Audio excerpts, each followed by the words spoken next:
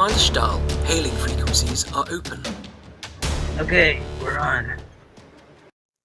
The opinions expressed in tonight's podcast are those of the individuals speaking.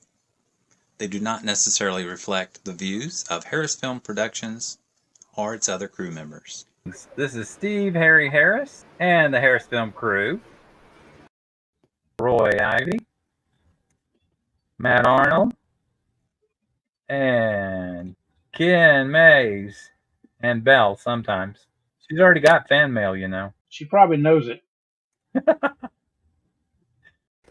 HarrisFilm has entered the 2024 Showrunner Awards, and were 2 of 27 entries. I'm not sure exactly what specific awards that they put themselves in for. So tonight we're going to watch a film called Friends and Foes.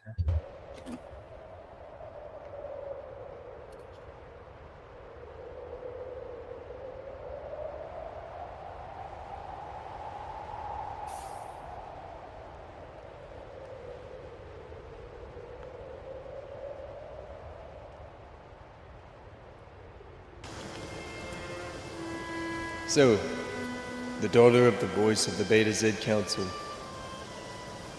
So the son of a poet. Isn't your mother also a daughter of the third house? Yeah, she is. So what does that make you then? Too good for you. Oh. How often have you come here? A couple times, just never this exact spot. My father and I used to hike over here. We just never system away in galactic terms, so hope skipping a jump.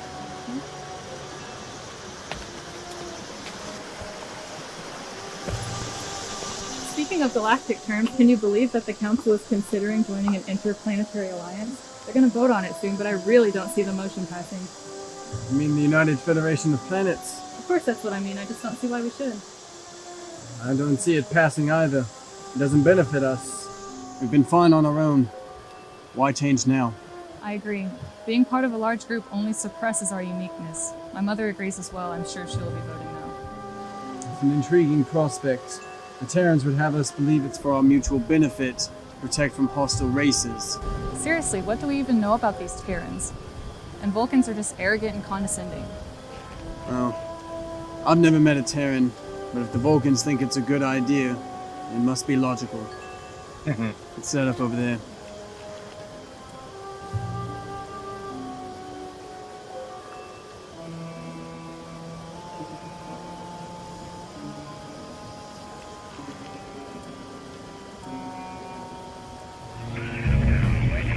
Range. This is Commander George Kirk of the Federation starship Tiberius.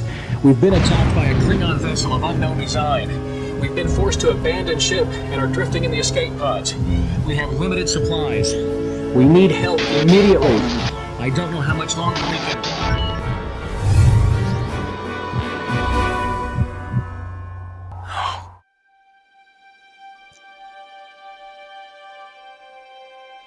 Man has kept records diligently since the advent of the written word.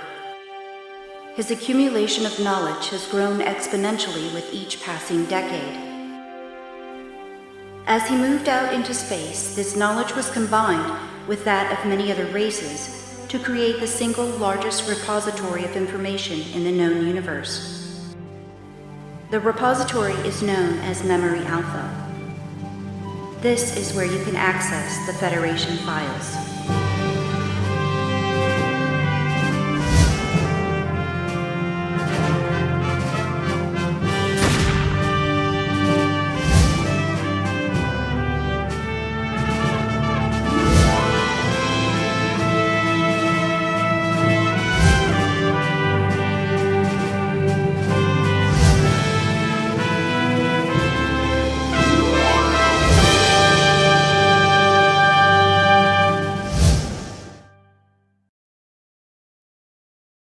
Let's set up over there. Yes, let's walk a bit further. What's wrong? I don't sense it was a grave, but it was a grave marker. That doesn't make sense. I know, but I'm certain there was no body in the vicinity. What does it mean? Well, It said USS Tiberius. That's a Federation ship. So that means the Federation was on this moon some time ago.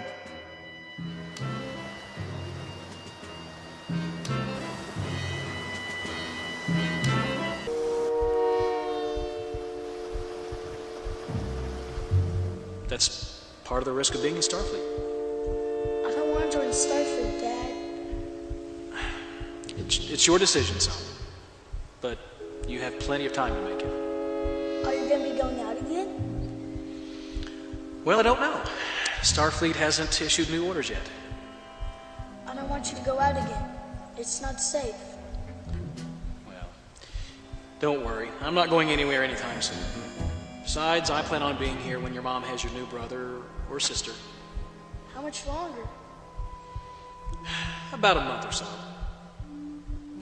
These things don't always go by the book. This belonged to a Terran.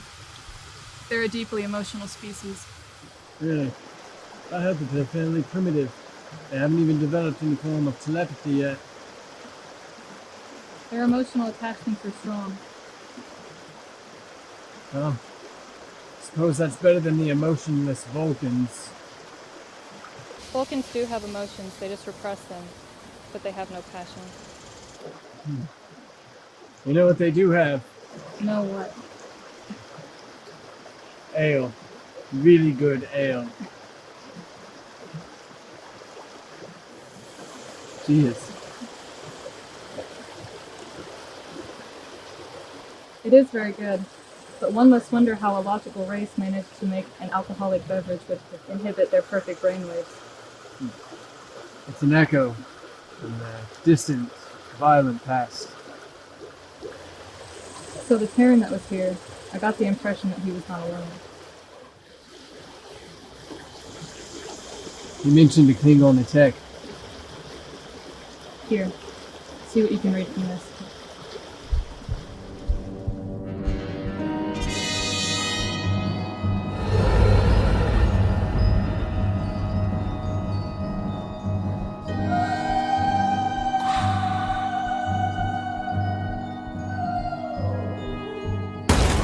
Crash landing.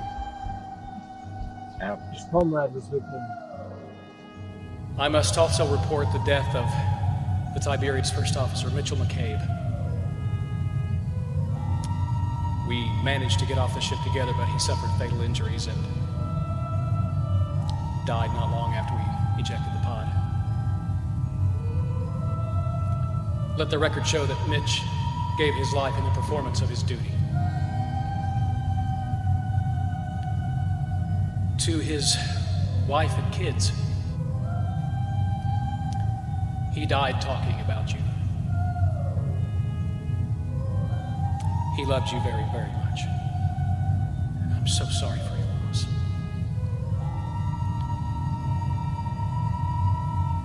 To my family, hey, Wynn, I'm going to do my best to get back home to you and the boys. I promise. I love you. I'll see you soon. His friend did not make it. That was his gravestone back there. He found food and water. Thankfully, Terrans are carnivores. A lot of this plant life is poisonous. I'm an omnivore.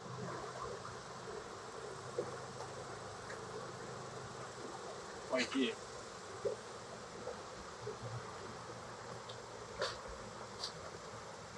Klingon.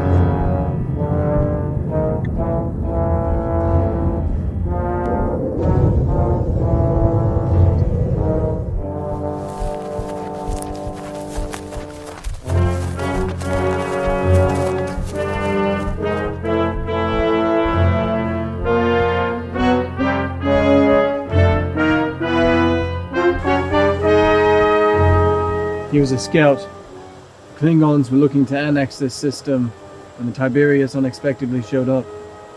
Klingons this close to Beta Z? How fortunate that the Federation was nearby. Fortunate for Beta Z, there definitely was a conflict here between Klingons and the Terrans. We have to report this. Leave the bones as you found them, but any other relics you can find, we can take. We have to get this stuff to my mother. The picnic is over.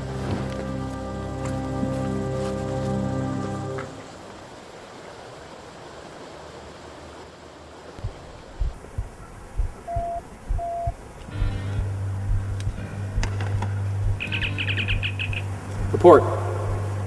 We're almost out of rations, Commander.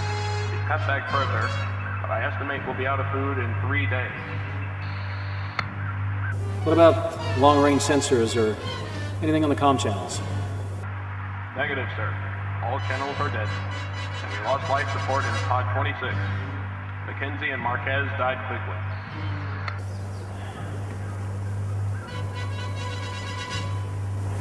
Damn you, Starfleet.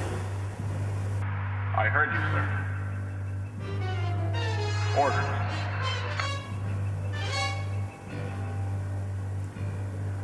Do what you can. Survive. Kirk out.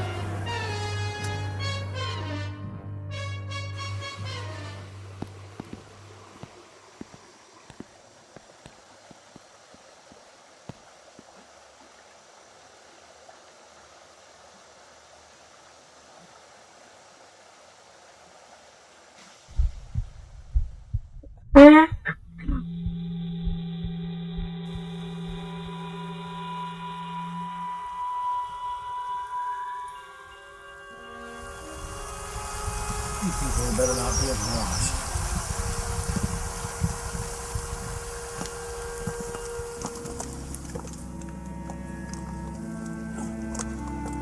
Are you alright, Commander? Get me some water and I will be. Now, who the hell are you? Cadet First Class, Christopher Pike, sir! We picked up your life signs from orbit. Cadets? Being rescued by cadets? We were on a training voyage aboard Challenger when we intercepted your distress signal, Commander. The transmission was weak, and Starfleet never received it. Challenger. Yes, sir. She's in orbit right now, recovering the Tiberius escape pods. Aside from severe dehydration, malnutrition, and a nasty bump on your noggin, you're going to be just fine, Commander. I'd say you got off easy. Easier than Mitch. What about Captain April? He was one of the pods. He's hurt pretty bad. Pike to Challenger. This is Challenger. Go ahead. Cadet Pike here, sir. We've located the officer on the surface. This is Commander George Kirk, Security Chief of the Tiberius. Are you well? I live. Have you located Captain April? He's in one of the escape pods up there, in bad shape. We have, Commander. He's currently In our sick bay's imaging chamber, reluctantly undergoing initial regeneration treatments. And I should be up there to supervise, Commander Kirk. I also want to get you started on Ivey feeding to get you back up to fighting trim. Cadet Lynn, we're going to need First Officer McCabe's body exhumed from down here to return him to his family for a proper burial. Understood, Commander. I'll have a team beam down to arrange it once we secure the remaining pods. Thank you, Cadet. 5 to beam up. Kirk out.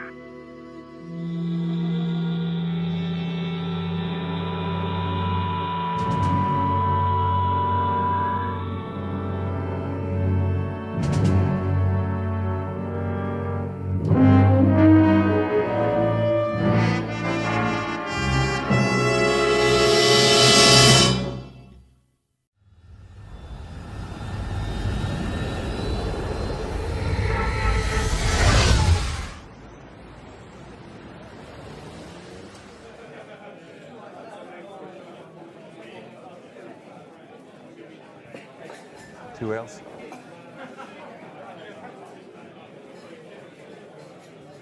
You need glasses? Not necessary. It's on the house. Oh, thanks. Thanks for your service. Hey, turn it up. The Federation Council has broken the recess, and this is Transporter has just verified that the Council has accepted the petition for membership from the planet Beta Z. Why is everyone so happy, Mommy? Because Earth just got a new friend, honey. Ah, just what we need. More aliens. Oh, come on, Bart. Better have a new friend than a new foe.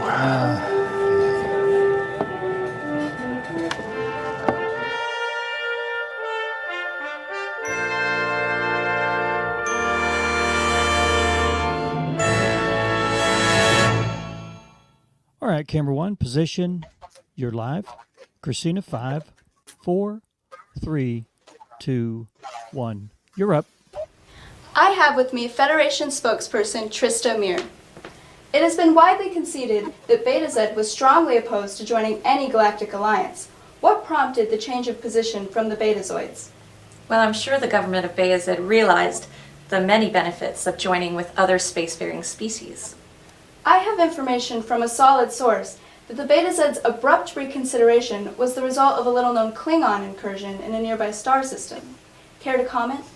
Well, you know I cannot comment on such things as Federation security or unsubstantiated rumors. It's a joyous day. Let's all enjoy it. Can you tell us what really happened to the Tiberius? Does the name Commander Kirk ring a bell? There you have it. Beta Z has unexpectedly begun the process to join the Federation. With a stronger Federation, one can hope that more openness will follow. Please continue to monitor this channel's updates. This is Christina Shailene returning you to the Galactic News Network studio.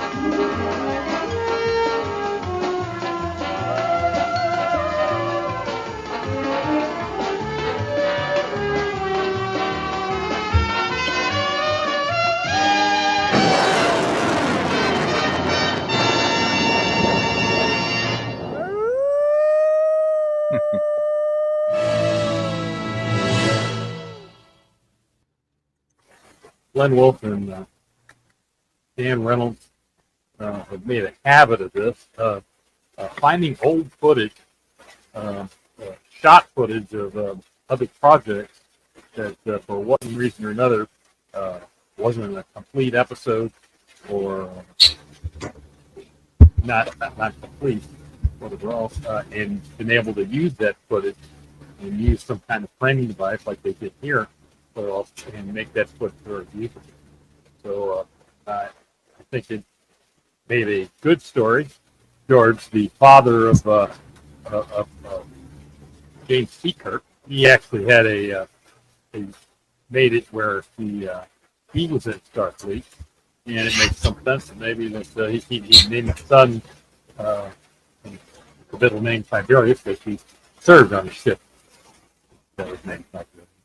And so this was some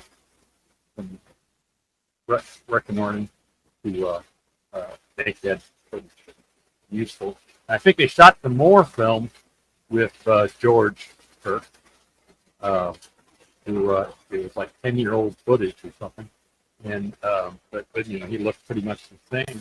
Well, I don't know what piece that was, but I'm glad that Glenn and Dan do this from time to time, and they've rescued a number of partial episodes from people that weren't quite able to get it over the finish line. So, great stuff. I like the play to Roxana Troy and Beta Z, whatever else, and some of the framing devices that they used in that. So,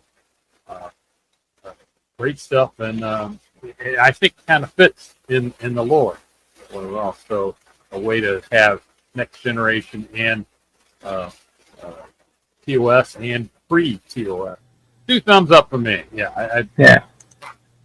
Fade footage. Yeah. Yeah, it's amazing what you can do if you put your mind to it. You know, it's like Kim was saying in another podcast.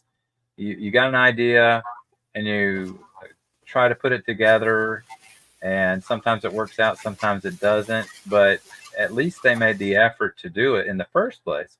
And the fact that you guys have done this for so long, and you're still recovering old footage and putting it to good use. That is just, to me, it's groundbreaking in the fan film world. But on top of that, it's very inspiring to somebody like me who, I mean, I've got footage from 1977 that I'm still trying to resurrect, you know, somehow, toying with the idea of making it part of a log that somebody finds, that kind of a thing. But I mean, it's obviously a totally different quality from what we're shooting now. I'm shooting 4K, and the other guys are shooting 1080. So between all of us, we're doing at least 1080p, and that's about what Super 8 film was. But it depends on the time if you can get a clean transfer. So, Ken, what is your impression of Friends and Foes? I felt there were some weaknesses in the writing of the old stuff. Having Cadet Chris Pike turn up, I think that it felt a little shoehorned. Okay, we're going to squeeze these other characters in here because it's a member berry. Right. You know, it's like Starfleet's a huge organization. What are the odds that you're going to run into all these people all at the same time and together in one spot? You know, it's just it kind of takes me out of it when that happens.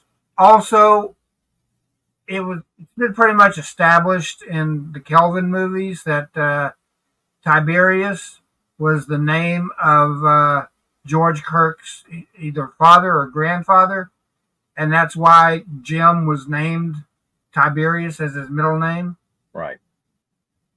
So it feels like retconning it. Granted, that old footage might have predated the movie. I think that's the case. Roy would know more than I would, but I'm pretty sure that's the case. That this footage was actually shot around the time that the second or third JJ film was coming out. Well, if that's the case, then because it's in the first JJ movie that's brought up. I'm not a JJ fan, so I didn't even know that was the case. I have not paid attention to those details. And to me, sorry, JJ fans, that whole thing doesn't exist. Yeah. I mean, there's a lot about the JJ movies I don't like, but there are a few things that they did get right. One was Spock's childhood. And I felt that, you know, the origin of the name Tiberius was a good point. So I can accept that and go forward.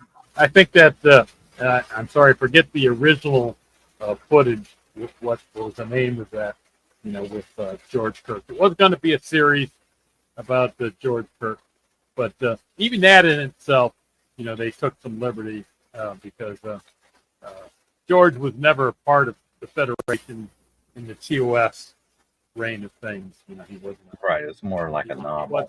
He wasn't in that. So the whole extrapolation, even from that point, was a different take.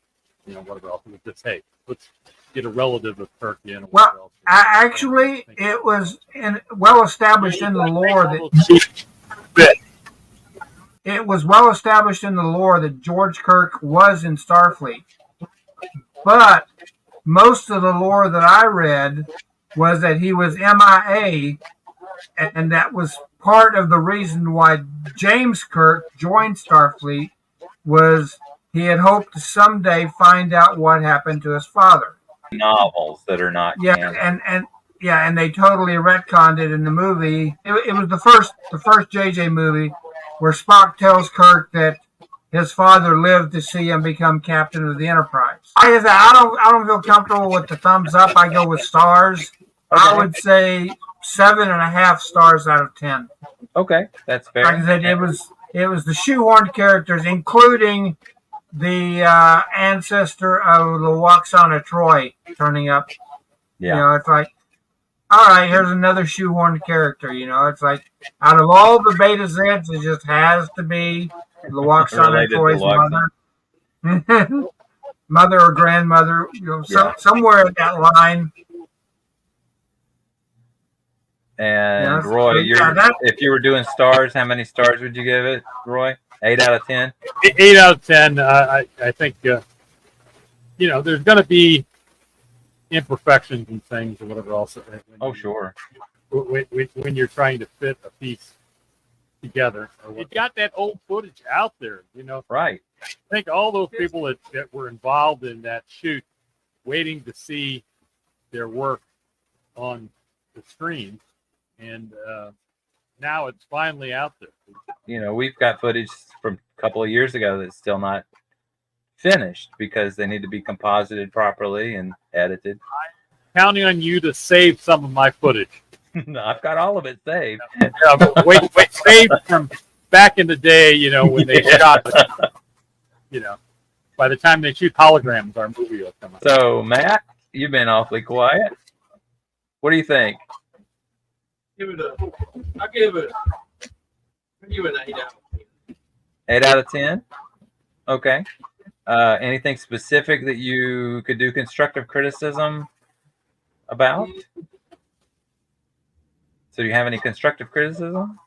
There could have been more characters involved, and there could have been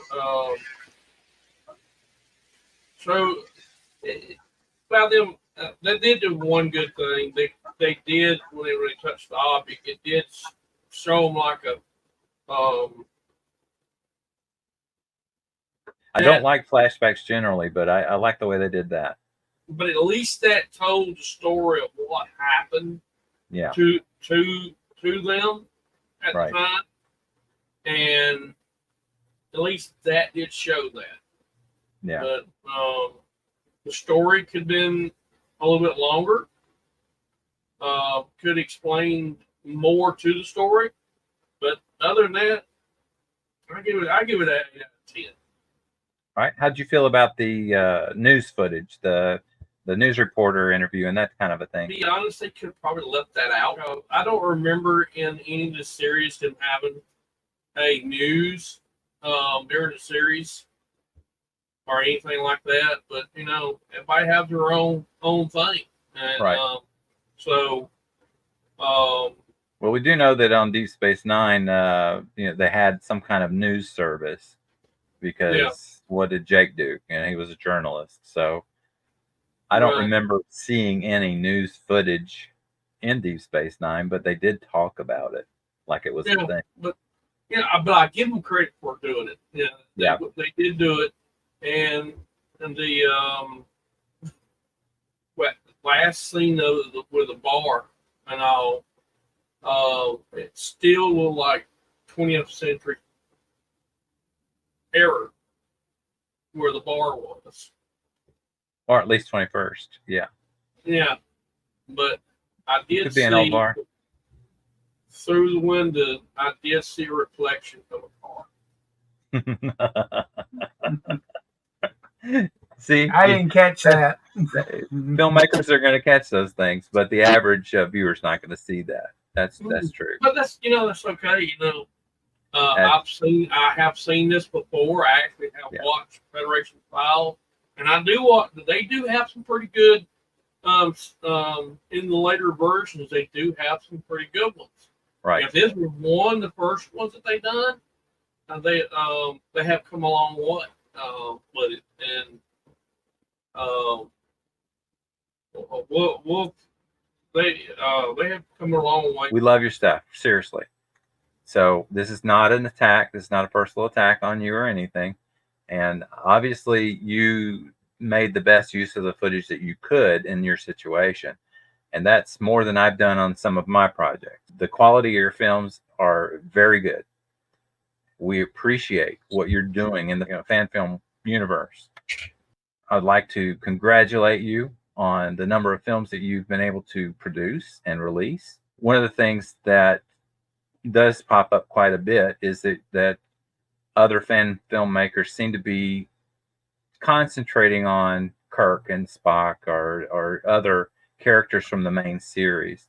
And that's where we diverge. We don't really even talk about them. They exist, but Starfleet's a big organization, like Ken was saying. We're not using ships that show up in an average TOS kind of a show. You might see something that we might have a Constitution ship, but it's not the main focus of our show, and that kind of a thing. And same here. I see that you didn't use a Constitution class ship. It looked like you were in a Enterprise era, a little bit later maybe. And I really appreciate those costumes, the attention to detail on everything that you've done. I enjoyed seeing the Elder Kirk and the old Enterprise era flight suits and sets. Sorry you didn't win any awards. Better luck next time. So with all of the challenges that you overcame, congratulations on a job well done. And we hope to see more from you soon. Well, that's it for tonight from HarrisFilm Reviews, Friends and Foes, from Wolf Reynolds Universe. Good night from Ken, Matt, and Roy. Good night, John Boy. Belle says good night too. She's being camera shy this week. She probably gets more pay than me. Hey, thanks for being here. Have a good week.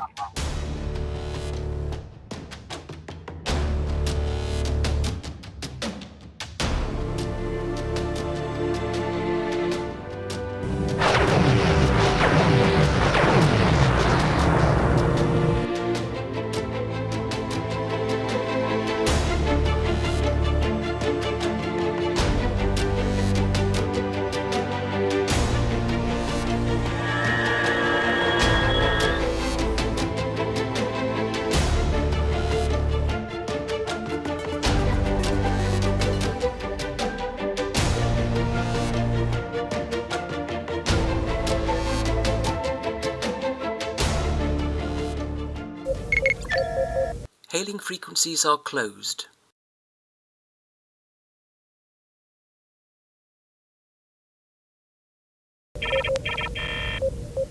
Transmission complete.